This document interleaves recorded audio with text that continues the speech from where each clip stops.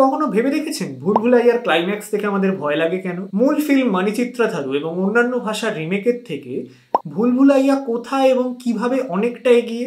আভনি এবং মঞ্জুলিকা কিভাবে কিংবদন্তি চরিত্র হয়ে ওঠে? অথবা কখনো কি এরকম প্রশ্ন মাথায় এসছে নির্মাতারা আভনিকে কি করে একটা কমপ্লিট ক্যারেক্টার আর্ক দেন?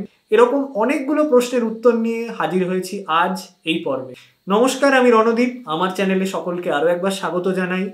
আজ থেকে শুরু করছি সম্পূর্ণ নতুন একটা সেগমেন্ট, যার নাম how to read a film. কি হবে এই সেগমেন্টে? এই পডকাস্ট সিরিজে আমি মূলত ফিল্মের টেকনিক্যাল বিষয়সমূহ নিয়ে কথা বলবো।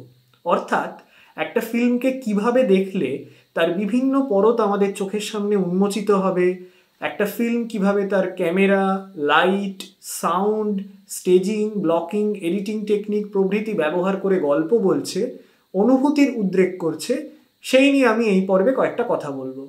যারা এই বিষয়ে আরও জানতে আগ্রহী তারা জেমস মোনাকোর how to read a film বইটা পড়ে ফেলতে পারেন, আরও সুবিধে হবে। ডেসক্রিপশন বক্সে লিঙ্ক দেওয়া রইল, সেখান থেকে আপনারা গিয়ে দেখে নিতে পারেন। আজকে এই পর্বে কথা হবে প্রিয়দর্শনের কাল্ট ফিল্ম ভুলভুলাইয়া নিয়ে। তাহলে চলুন দেরি না করে শুরু করা যাক আজকের কথাবার্তা।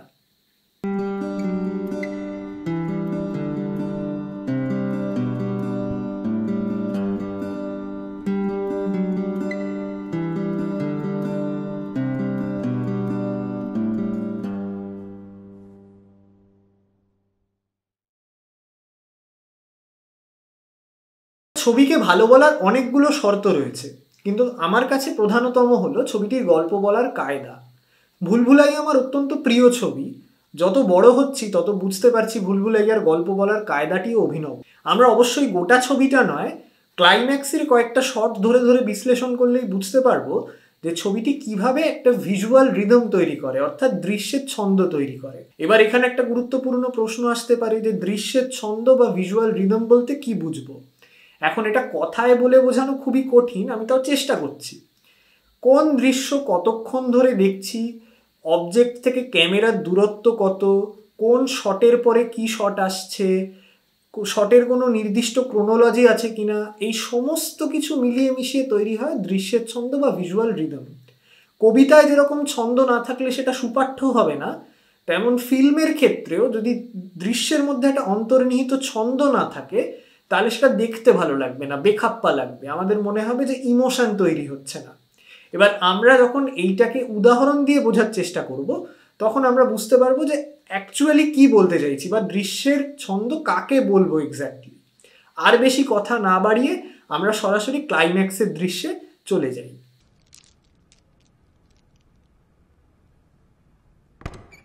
যে দৃশ্যে আভনি প্রথমবার তিসরি মঞ্জিলে প্রবেশ করে সেই দৃশ্যের সাপেক্ষে আমরা ক্লাইম্যাক্সটা পড়ে দেখব।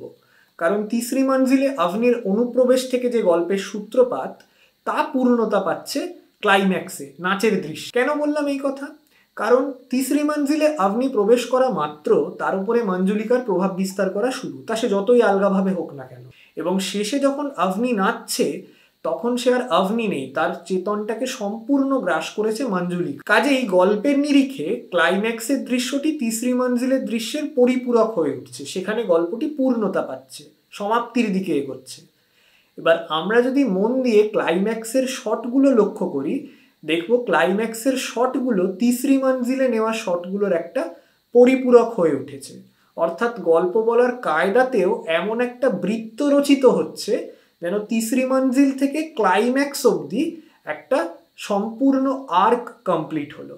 আভনির তিসরি মঞ্জিলে ঢোকা আর নাচের দৃশ্যের প্রথম শটটি আমরা তুলনা করে দেখি। দুটি শটই হাই অ্যাঙ্গেল থেকে, কিন্তু কিছু তফাৎ লক্ষ্য করা যাচ্ছে। প্রথম শটটি স্থির এবং সিমেট্রিক, বাড়ির সঙ্গে আভনির একটা সম্পৃক্ততা পরিলক্ষিত হচ্ছে। এই যে বাড়িটি রয়েছে তা তো আসলে দীর্ঘদিনের ইতিহাসের সাক্ষী। বাড়িটির প্রতিটি ডিজাইনে মিশে রয়েছে রাজারাজাদের সময়কার স্থাপত্য শৈলী। আভনি যখন ডুবে যাচ্ছে সেই বাড়ির ইতিহাসের একটি কালো অধ্যায়ের মধ্যে, সেই নিমজ্জন বোঝাতে পরিচালক আভনিকে প্রায় বাড়িটির দেওয়ালের সঙ্গে একাত্ম করে দিয়েছেন। সিমেট্রিরও একটা তাৎপর্য রয়েছে। সিমেট্রিক্যাল শটের ফলে স্থিতির একটা ব্যঞ্জনা ভেসে আসে।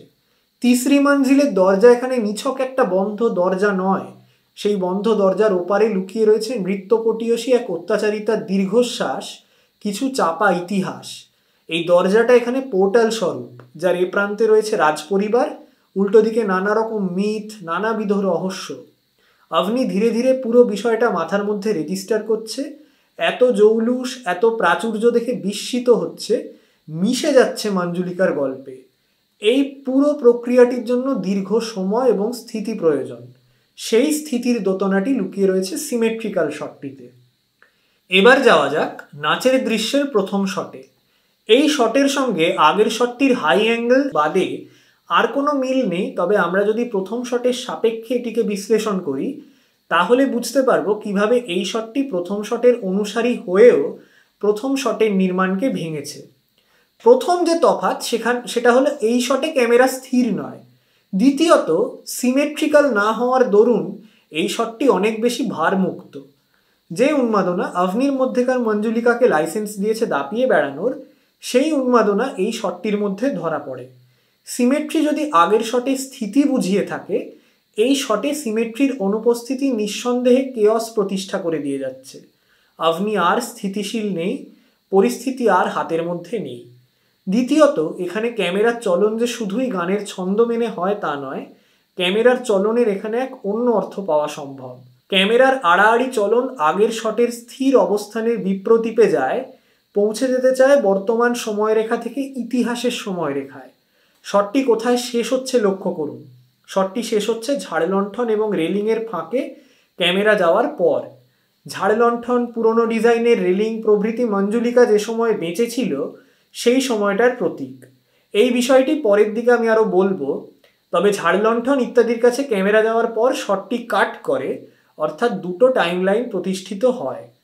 বাড়ির ইতিহাস আর কেবলমাত্র হাওয়ায় ভাসা ন্যারেটিভ নয়, স্থাণু স্থাপত্যের আড়ালে রহস্যময় আখ্যান নয়, বরং চোখের সামনে তার পুনরাবৃত্তি হচ্ছে। আমরা তাহলে প্রথম দুটো ছবি থেকে কি উপসংহারে আসতে পারি? যেভাবে প্রথম দৃশ্যের সূত্রপাত প্রিয়দর্শন করেছিলেন, সেই একই নিয়ম মেনে ক্লাইম্যাক্সের সূত্রপাত করেন। আমরা দুটি ক্ষেত্রেই প্রথম শটটিতে আভনিকে খানিক উঁচু থেকে দেখতে পাই, কিন্তু ক্লাইম্যাক্সের প্রথম শট সুচারুভাবে ভাঙল প্রথম দৃশ্যের প্রথম শটের নির্মাণ, ফলত আভনির মঞ্জুলিকা হয়ে ওঠা আমাদের মনে গভীরভাবে রেখাপাত করল। এরপরে আমরা হাই অ্যাঙ্গেল শটের পরের শটগুলি তুলনা করে দেখি। দুটি শটই সিনেমার পরিভাষায় যাকে বলে মিড শট, এবং এই দুই শটের মধ্যে আরেকটা মিল রয়েছে। দুটিতেই ক্যামেরা সন্তর্পণে আভনিকে অনুসরণ করে এবং ঘটনাচক্রে দুটি শটেই আভনির আকস্মিক ফিরে তাকানো রয়েছে। দুটি ছবিকে চট করে দেখলে সবার আগে সিমেট্রির তফাৎটা আবার চোখে ভেসে আসে। প্রথম ছবিতে আভনি একেবারে পর্দার মাঝামাঝি জায়গায়, পুনরায় সেই স্থিতির ব্যাপারটা প্রতিষ্ঠিত হয়, কিন্তু দ্বিতীয় শটে সিমেট্রি শুরু থেকেই অনুপস্থিত। দেখুন, আভনি সামান্য হলেও পর্দার বাঁদিক ঘেঁষে দাঁড়িয়ে রয়েছে। দৃশ্যটার ব্যালেন্সটা নষ্ট হয়েছে এবং স্বভাবতই আভনির ফিরে তাকানো অনেক বেশি অ্যাগ্রেসিভ, অনেক বেশি অনিয়ন্ত্রিত। এই বিষয়টি কোনোভাবেই সিমেট্রিক্যাল শটে দেখানো সম্ভব হতো না। দ্বিতীয় আরেকটি যে অমিল চোখে পড়বে তা হলো ফোকাসের ব্যবহার। তিসরি মঞ্জিলে আভনি ঢোকার সময় ফোকাস অনেক বেশি গভীর, যাকে বলে ডিপ ফোকাস। অর্থাৎ আভনির পাশাপাশি আভনির পরিপার্শ্বটিও ফোকাসেই রয়েছে। ফোরগ্রাউন্ডে আভনি, পেছনে রাজার পোর্ট্রেট, সোফা, ঝাড়লণ্ঠন প্রভৃতি মোটামুটি স্পষ্টভাবেই দেখা যাচ্ছে। কিন্তু ক্লাইম্যাক্সে শুধুমাত্র আভনি স্পষ্ট, পেছনে একটি ব্লার্ড সিংহাসন ব্যতীত আর কিছুই দেখা যাচ্ছে না। এই রকম শ্যালো ফোকাস প্রথম ক্ষেত্রে প্রিয়দর্শন একটা বিশেষ উদ্দেশ্যে ব্যবহার করেছিলেন। আভনি যখন নিজের ভাবনার জগতে সম্পূর্ণভাবে ডুবে যেত, তখন পরিপার্শ্বের থেকে সম্পূর্ণ আলাদা হয়ে যেত। মনে করুন, তিসরি মঞ্জিলে আভনি যখন মুগ্ধ হয়ে গয়নাগুলি দেখছে বা দেখছে রাজপরিবারের ছবিগুলো, তখন প্রিয়দর্শন এরকম ক্লোজ আপ শট ও শ্যালো ফোকাস ব্যবহার করেছিলেন। অর্থাৎ আভনি গল্পটিতে ধীরে ধীরে নিমজ্জিত হচ্ছে। শ্যালো ফোকাসে শুধু আভনিকেই দেখা যাচ্ছে, বাইরের স্পেসটি অস্পষ্ট। এ থেকেই বোঝা যায় আভনি যখন একটা গল্পে বা ঘটনায় বুঁদ হয়ে যায়, তখন অন্যান্য বিষয় তার কাছে অপ্রাসঙ্গিক হয়ে ওঠে। ঠিক যেভাবে শ্যালো ফোকাসে থাকা বস্তু বাইরের স্পেস থেকে বিচ্ছিন্ন হয়ে যায়, তেমনি ক্লাইম্যাক্সে আভনি মঞ্জুলিকা হয়ে ওঠে তার বর্তমান স্পেস থেকে সম্পূর্ণভাবে বিচ্ছিন্ন হয়ে গিয়েছে। সে এখন বেঁচে আছে সম্পূর্ণ মঞ্জুলিকার টাইম লাইনে। কাজেই শটের স্কেল, অভিনেত্রীর অভিনয়, এই দুটো জিনিস তিসরি মঞ্জিলে ঢোকার দৃশ্য এবং ক্লাইম্যাক্সের দৃশ্যে একই, কিন্তু ফোকাসের ব্যবহার, সিমেট্রির ব্যবহার, এইগুলোয় সামান্য বিচ্যুতি হওয়ার জন্য আমরা বুঝতে পারি যে গল্পটা কতদূর এলো। আমাদের মনে হয় একটা আর্ক কমপ্লিট হচ্ছে। প্রথম দৃশ্যের অনুসারী হয়ে দ্বিতীয় দৃশ্যের প্রথম দিকে যে মুহূর্তে প্রিয়দর্শন শ্যালো ফোকাস ব্যবহার করেন, সে মুহূর্তে দর্শকের অবচেতনে থেকে যাওয়া প্রথম দৃশ্যের রেফারেন্সে মাথায় আসছে অভনির পরিপার্শ্ব থেকে বিচ্ছিন্ন হয়ে যাওয়ার ঘটনাটি। ছবিটি নিজেই ক্লাইম্যাক্সের দৃশ্যে বারংবার তিসরি মঞ্জিলে ঢোকার দৃশ্যটি রেফার করতে থাকে। অর্থাৎ তিসরি মঞ্জিলে ঢোকার টপ শট কমপ্লিমেন্টেড হলো ক্লাইম্যাক্সের হাই অ্যাঙ্গেল শটে।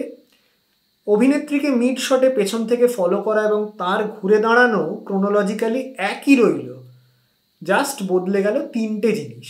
অভিনেত্রীর পজিশনিং, ফলত তার যে মানসিক অস্থিতি সেটা আরও বেশি ফুটে উঠল। বদলে গেল ক্যামেরার ট্রিটমেন্ট, ক্যামেরা স্থির থেকে চলমান হয়ে উঠল। অর্থাৎ আমরা আবারও অভিনেত্রীর অস্থিরতা এবং ছবিটি যে ধীরে ধীরে পৌঁছে যাচ্ছে ইতিহাসের সময়রেখায় সেইটা বুঝতে পারলাম। এবং বদলে গেল ফোকাসের ব্যবহার। এই ক্লাইম্যাক্সে আমরা অনেক বেশি শ্যালো ফোকাসে অভনিকে বা মঞ্জুলিকাকে দেখতে পাচ্ছি। ফলত আমরা বুঝতে পারছি অভনি পরিপার্শ্ব থেকে সম্পূর্ণভাবে বিচ্ছিন্ন হয়ে গেছে, তার আর বর্তমান টাইম স্পেসের জ্ঞানটা নেই। দৃশ্যের ক্রোনোলজি, মোটামুটি অভিনয়ের ধরন তিসরি মঞ্জিলে ঢোকার দৃশ্য এবং ক্লাইম্যাক্সে একই থাকে, জাস্ট কয়েকটা ছোট্ট ছোট্ট জিনিস বদলে যাওয়ার কারণে আমরা আর্কটা ভালো ধরতে পারি। আমাদের মনে হয় কোথাও গিয়ে একটা ছন্দ তৈরি হচ্ছে। এর পরের শটগুলো আমরা আরও খতিয়ে দেখি। এই শট দুটি বেশ ইন্টারেস্টিং। দুক্ষেত্রেই আয়না ও তার উপরে অভনির প্রতিফলন লক্ষণীয়। প্রথমে আয়নাটি রাইট ইনক্লাইন্ড, অর্থাৎ পর্দার ডান দিকে রয়েছে, প্রতিফলন বেশ অস্পষ্ট। পরের ছবিতে আয়না বিপরীত দিকে অবস্থিত এবং প্রতিফলন এতটাই স্পষ্ট, আকস্মিক দৃষ্টিপাতে বোঝা সম্ভব হয় না ওটা আয়না, মনে হয় একটি ফ্রেম। এই আয়নাটি হয়ে ওঠে অভনির অবচেতনের দ্যোতক, যা দুটি ফ্রেমে থেকে একরকমের কন্টিনিউইটি বা ধারাবাহিকতার জন্ম দিয়েছে। তিসরি মঞ্জিলে ঢোকার সময় অভনির মঞ্জুলিকাকে নিয়ে স্পষ্ট ধারণা ছিল না। ধীরে ধীরে তার চোখে ধরা পড়ছিল রাজপরিবারের ইতিহাস। অর্থাৎ মঞ্জুলিকা ও গল্পটির জগৎ তখনও অভনির মনে নির্মীয়মান অবস্থায় রয়েছে। কিন্তু পরের শটে অর্থাৎ ক্লাইম্যাক্সে অভনি সম্পূর্ণভাবেই মঞ্জুলিকা হয়ে উঠেছে। এই দুটি পরিস্থিতির মধ্যে একটা যাত্রা রয়েছে, অভনির মঞ্জুলিকা হয়ে ওঠার যাত্রা। সেই যাত্রায় অন্যতম কমন ফ্যাক্টর এই আয়না। কিন্তু আগের অভনি আর ক্লাইম্যাক্সের অভনির মধ্যে আকাশ পাতাল তফাৎ। তাই আয়না অর্থাৎ অভনির অবচেতনের প্রতিভূ প্রপটি পরপর দুটি শটে বিপরীতে অবস্থান করছে এবং তিসরি মঞ্জিলের অভনি অবচেতনের জগতে হারিয়ে যায়নি, বাস্তবের স্পেসেই রয়েছে, তাই তার প্রতিফলন অস্পষ্ট। কিন্তু ক্লাইম্যাক্সের অভনি পুরোপুরি বাস্তবের জগৎ থেকে বিচ্ছিন্ন হয়ে এক অলীক চরিত্রকে আত্মস্থ করে ফেলেছে, তাই তার বাস্তব স্পেসটি ডিফোকাসড, আয়নার প্রতিফলনটি সাংঘাতিক জোরালো। আরেকটা মজার ব্যাপার লক্ষণীয়, দেখুন তিসরি মঞ্জিলের ছবিটিতে ঝাড়লণ্ঠন, বিশাল পোর্ট্রেট প্রভৃতির অস্পষ্ট প্রতিফলন আয়নায় দেখা যাচ্ছে, কিন্তু সেই সব উপাদানগুলি ক্লাইম্যাক্সে আয়নার শটটিতে আয়নার বাইরে উপস্থিত। অর্থাৎ যেসব বিষয় আগের শটে ছিল ফেলে আসা সময়ের প্রতীক, তাই এই শটে জ্যান্ত হয়ে উঠছে, বেরিয়ে আসছে ইতিহাসের সেই জগৎটা ছেড়ে। অর্থাৎ অভনি যে জগৎটি কল্পনা করেছিল সেই জগৎটা হয়ে উঠছে বাস্তব, তাই বেরিয়ে আসছে আয়নার বাইরে, আর বাস্তবটা চলে গিয়েছে ব্যাকসিটে। এই শটটিকে তিসরি মঞ্জিলের আয়নার শটের ইনভার্সন বললেও অত্যুক্তি হয় না। অর্থাৎ গল্পের শুরুতে এবং গল্পের শেষে শুধুমাত্র শটের স্কেলেরই মিল নেই, রয়েছে মেটাফোরেরও ধারাবাহিকতা। আমরা আবারও দুটো রূপকধর্মী শটকে পাশাপাশি রেখে দেখি। প্রথম দৃশ্যের প্রথম দিকে অভনিকে বিশেষ লো অ্যাঙ্গেল শটে দেখা যায় না, বরং বেশ কয়েকবার ক্যামেরা উঁচু থেকে অভনিকে দেখায়, যেন এই বাড়ির আত্মারা, পূর্বজরা নীরবে নজর রাখছে তাদের বাড়ির নবীনতমা সদস্যের ওপরে, যেন এই বাড়ির ইতিহাস তাকিয়ে রয়েছে বর্তমানের দিকে। কেবল একবারই ক্যামেরা লো অ্যাঙ্গেল শটে অভনিকে দেখায়, মঞ্জুলিকার পোর্ট্রেটের সামনে গিয়ে যখন অভনি দাঁড়াচ্ছে সেই মুহূর্তটিতে। মঞ্জুলিকার পোর্ট্রেট ফোকাসে রয়েছে, অভনি ডিফোকাসে। পোর্ট্রেটটি অভনির থেকে বেশ খানিকটা উঁচুতে দেওয়ালে ঝোলানো। এই শটটি মঞ্জুলিকার অভনির ওপরে কর্তৃত্বর বিষয়টি খুব ভালোভাবে ফুটিয়ে তোলে। যেন মঞ্জুলিকার একটা অয়েল পেন্টিং অবধি আভনিকে ফিকে করে দিচ্ছে। তাছাড়া যে কোনো শটের বেসিক পারপাসটুকু আমরা মাথায় রাখবো, লো অ্যাঙ্গেল শটে সাধারণত অধিক ক্ষমতাশালী কাউকে দেখানো হয়। কাজেই স্পষ্টতই আভনির থেকে মঞ্জুলিকা বেশি প্রাধান্য বিস্তারকারী, অধিক ক্ষমতাশালী ব্যক্তি। এবার আসা যাক ক্লাইম্যাক্সের আরেকটি শটে। এখানে আভনি হয়ে উঠেছে মঞ্জুলিকা। আভনির শরীরে মঞ্জুলিকার মনন, ব্যাপারটাকে এইভাবেও ব্যাখ্যা করা যায়। কাজেই ক্যামেরা চলে যায় লো অ্যাঙ্গেল শটে, মনে করিয়ে দেয় মঞ্জুলিকাকে প্রথম দেখার শটটিকে। এরকমই ঈষৎ লো অ্যাঙ্গেল। মঞ্জুলিকা সম্পূর্ণরূপে আধিপত্য বিস্তার করেছে আভনির শরীরে। আভনি এই মুহূর্তে পর্দায় সবথেকে ক্ষমতাশালী ও কর্তৃত্বকারী চরিত্র, যেন পোর্ট্রেট থেকেই জ্যান্ত হয়ে মঞ্জুলিকা বেরিয়ে এসেছে। ক্লাইম্যাক্সের দৃশ্যের প্রথম সেগমেন্ট, অর্থাৎ শরৎ প্রহ্লাদ আসার আগে অবধি যে অংশটা দেখা গেল, তার কনক্লুডিং শটটি দেখুন। একেবারে প্রথমে যে আমরা শটটি দেখেছিলাম, হুবহু তার একটা পরিপূরক শট বলা চলে, অর্থাৎ আভনির তিসরি মঞ্জিলে প্রবেশ করার মতো নির্মাণ। প্রিয়দর্শন হাই অ্যাঙ্গেল শটে যে ঘটনাক্রম শুরু করেছিলেন আভনির তিসরি মঞ্জিলে প্রবেশ করার দৃশ্যে, সেই একই হাই অ্যাঙ্গেল শটে ঘটনাক্রম যেন পূর্ণতা পেল এই নাচের দৃশ্যে। শুধু কয়েকটি টুকরো বিচ্যুতি ঘটিয়ে আভনির অস্থির মানসিক পরিস্থিতিটা নির্মাতারা ফুটিয়ে তোলেন। আভনির মঞ্জুলিকা হয়ে ওঠার যাত্রাপথটি শুরু হয়েছিল তিসরি মঞ্জিলে প্রবেশ করার ঘটনা দিয়ে, যে যাত্রাপথের অন্তিম স্টপেজ হচ্ছে এই দৃশ্য। কাজেই যেরকম দৃশ্য রচনা করে এই গোটা যাত্রাপথটা শুরু করেছিলেন, ঠিক একই দৃশ্য দিয়ে এই যাত্রাপথটা নির্মাতারা শেষ করেন। কাজেই এটাকে আমি একটা দুর্ধর্ষ শৈলীর নজির বলে মনে করি। এইটাকেই আমি বলতে চাইছি ভিজুয়াল রিদম, যে যেভাবে শুরু হয়েছিল সেই একই ক্রোনোলজি মেনে ক্লাইম্যাক্স শেষ হয়, কিন্তু টুকরো টুকরো বিচ্যুতির ফলে আমরা সম্পূর্ণ গল্পটা অনুমান করতে পারি।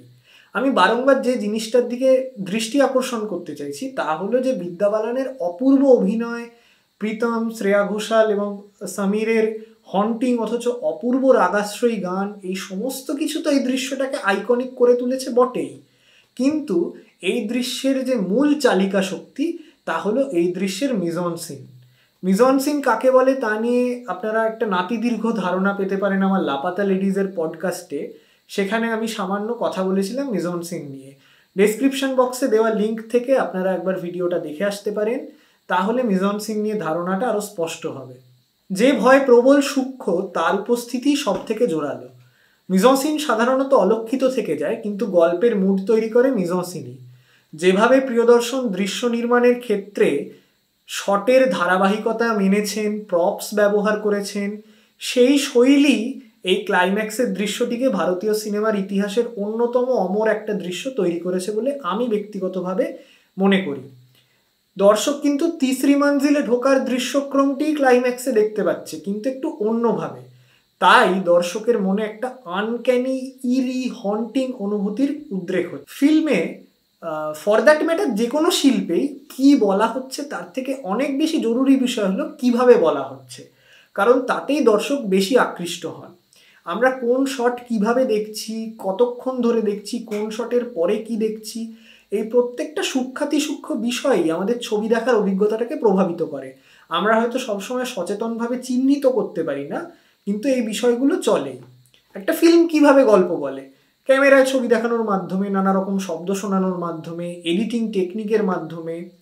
এই বিষয়গুলোকে সার্থকভাবে ব্যবহার করতে পারলে গল্পের অনেকগুলো স্তর দর্শকের চোখের সামনে উন্মোচিত হয়, ফলত ছবিটা আরও উপভোগ্য হয়ে ওঠে। ভুলভুলাইয়া আমার মতে সেই রকম একটা ছবি যার প্রতিটি বিভাগকে নির্মাতারা সার্থকভাবে ব্যবহার করতে পেরেছেন, ফলত আভনির জগৎ এবং মঞ্জুলিকার জগৎ দুটোই আমাদের চোখের সামনে জ্যান্ত হয়ে উঠেছে। ছবিটা আমি ছোট থেকে যতবার দেখি ততবার নতুন কিছু না কিছু খুঁজে পাই, সে কারণেই ছবিটা আমার এত প্রিয়।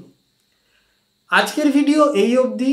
যদি আপনাদের ভিডিওটা ভালো লেগে থাকে প্লিজ লাইক করবেন, ভিডিওটা আরও অনেকের মধ্যে ছড়িয়ে দেবেন, এবং চ্যানেলটি যদি সাবস্ক্রাইব না করা থাকে প্লিজ সাবস্ক্রাইব করবেন, আমার অনেকটা উপকার হয়। খুব শীঘ্রই আসছি how to read a film সেগমেন্টের পরবর্তী পর্বগুলো নিয়ে, এবং সাম্প্রতিক এবং পুরনো অনেক ছবি নিয়ে নানা রকম আলোচনা নিয়ে। সঙ্গে থাকবেন, ধন্যবাদ।